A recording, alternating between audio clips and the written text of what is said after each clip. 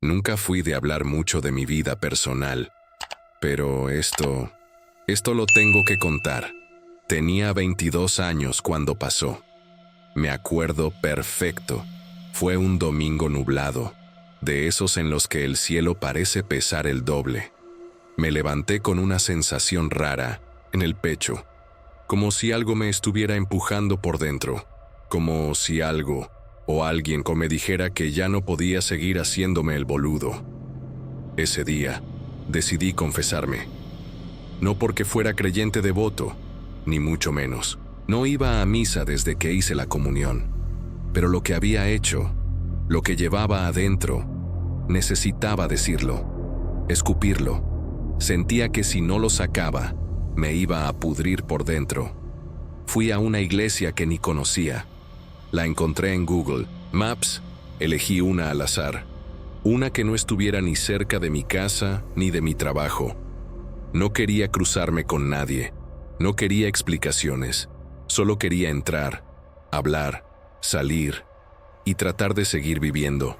Cuando llegué, había poca gente. Era una iglesia antigua, de esas con bancos de madera que crujen cuando te sentás. El aire estaba espeso, cargado con olor a incienso viejo.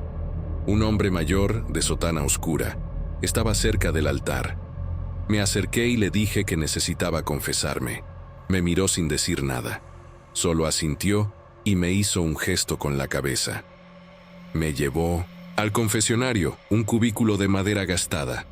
Me senté de un lado, él del otro, y ahí, con la voz baja, temblorosa, empecé a hablar. No sé cómo contar esto sin sonar enfermo, pero lo que hice fue deliberado. Trabajaba como coordinador en un centro comunitario, en una zona complicada de la ciudad. Lo hacía porque me gustaba ayudar y porque también, no voy a mentir, me hacía sentir útil. Muchos chicos venían escapando de contextos horribles, pero había uno en particular que me movía todo por dentro. Se llamaba Mateo, tenía 14 años, era callado, observador, pero tenía una mirada jodida, como si ya hubiera vivido todo lo malo del mundo. A veces venía con el labio partido, otras con moretones que no explicaba. Cuando le preguntabas, se encogía de hombros, hasta que un día, en confianza, me dijo que el padrastro lo golpeaba, que su mamá lo sabía, pero no hacía nada. Me llené de bronca. No era la primera vez que escuchaba algo así, pero con él fue distinto. Lo sentí personal. Fui a denunciar. Lo hice como debía, pero ya sabes cómo es. Burocracia, hay que investigar, no hay pruebas. No podemos actuar todavía.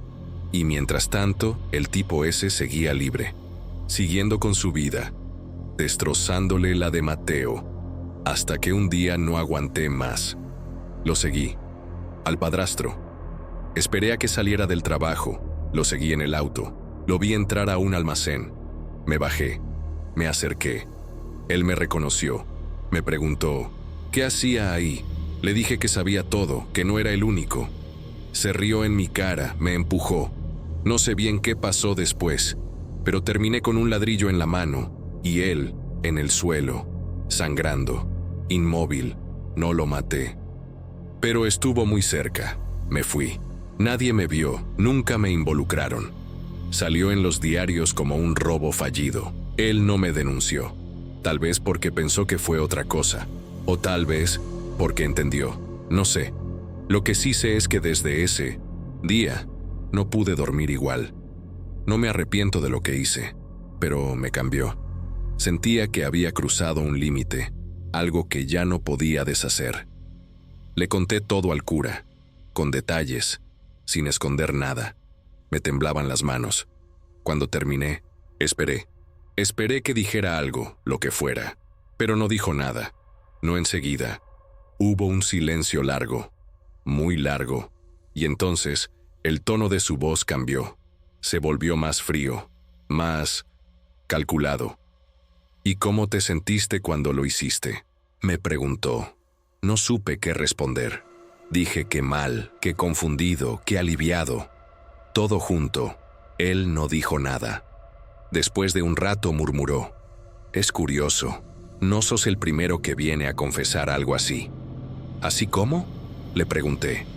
Alguien que decide hacer justicia por su cuenta, que deja de esperar que el sistema funcione y actúa a su manera.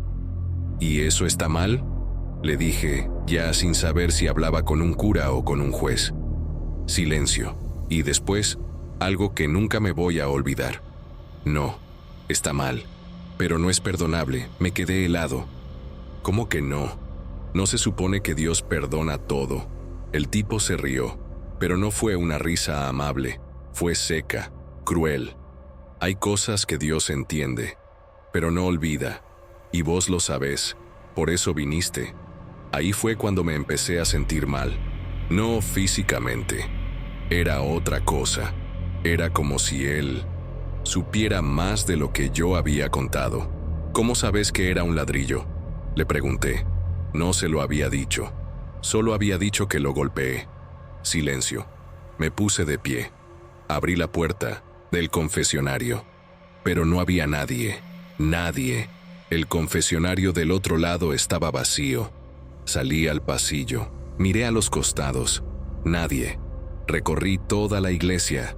No vi al cura. Tampoco a la gente que había cuando entré. Era como si en ese momento no hubiera existido nadie más que yo. Salí a la calle. Miré hacia atrás. La iglesia seguía ahí, intacta, pero con las puertas cerradas. Volví 2 días después. La encontré abierta.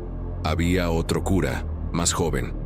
Le pregunté por el hombre que había confesado el domingo. Me miró confundido. No hubo misa ese día. Me dijo, estábamos cerrados. Tuvo que ser en otra iglesia. Le insistí. Le describí al cura, alto, delgado, cara angulosa, mirada severa. Me escuchó en silencio. Cuando terminé me llevó al fondo. Me mostró una foto enmarcada. Era él. Ese fue el padre Herrera. Me dijo. Murió en 1997. Fue el último párroco fijo de esta iglesia. No dije nada más. Me fui caminando, con la cabeza a 1000, tratando de encontrarle sentido a algo que no lo tenía. Desde entonces, no volví a entrar a una iglesia.